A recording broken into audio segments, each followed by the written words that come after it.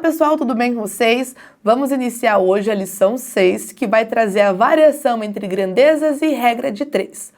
Bom, lá na página 37, ele começa falando para vocês, uma revisãozinha sobre regra de 3 simples, onde vai envolver grandezas diretamente proporcional e na página seguinte ele fala das grandezas inversamente proporcionais.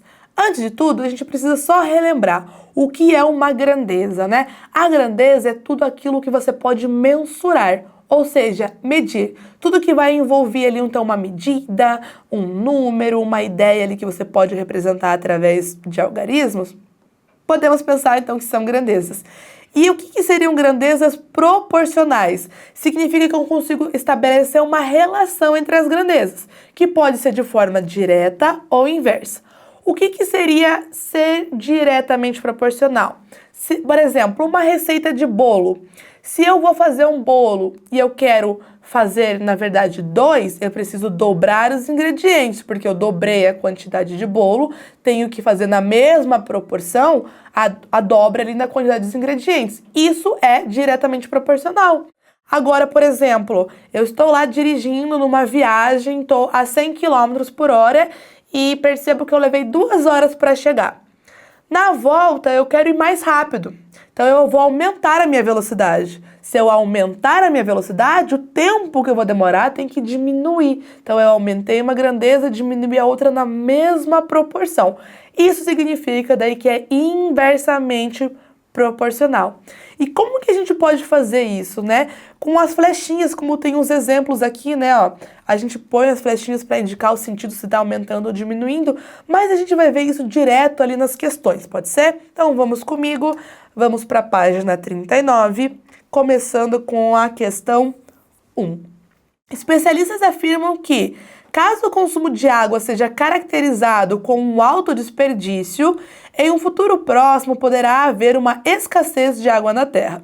Supondo que em um condomínio as torneiras estejam com vazamento e provoque uma perda diária de 24 litros, a perda mensal seria de 720 litros.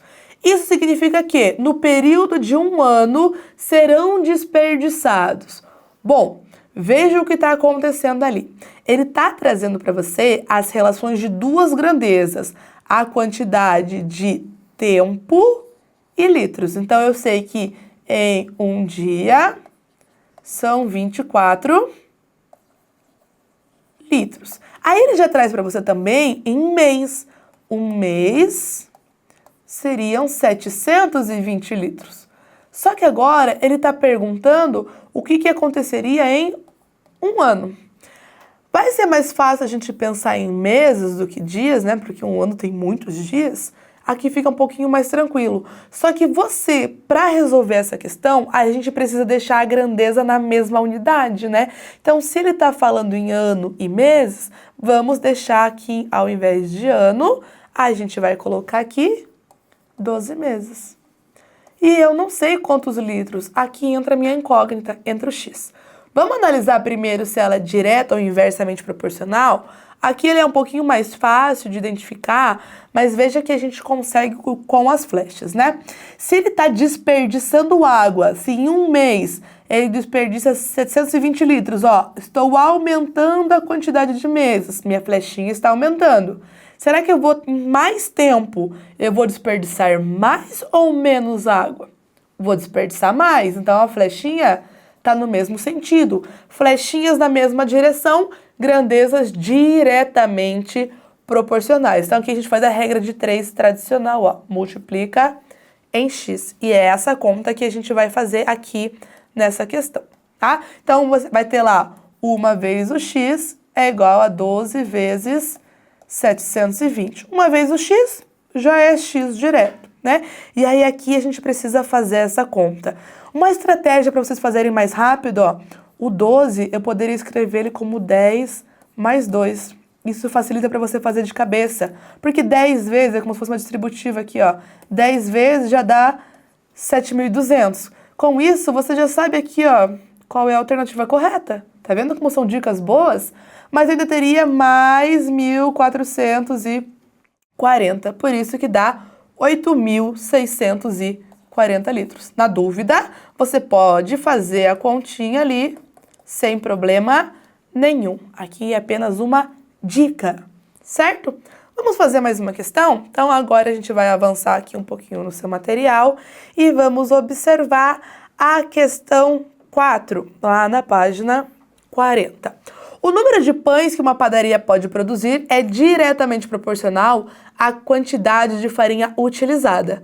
A cada 2 kg de farinha, produzem-se 50 pães.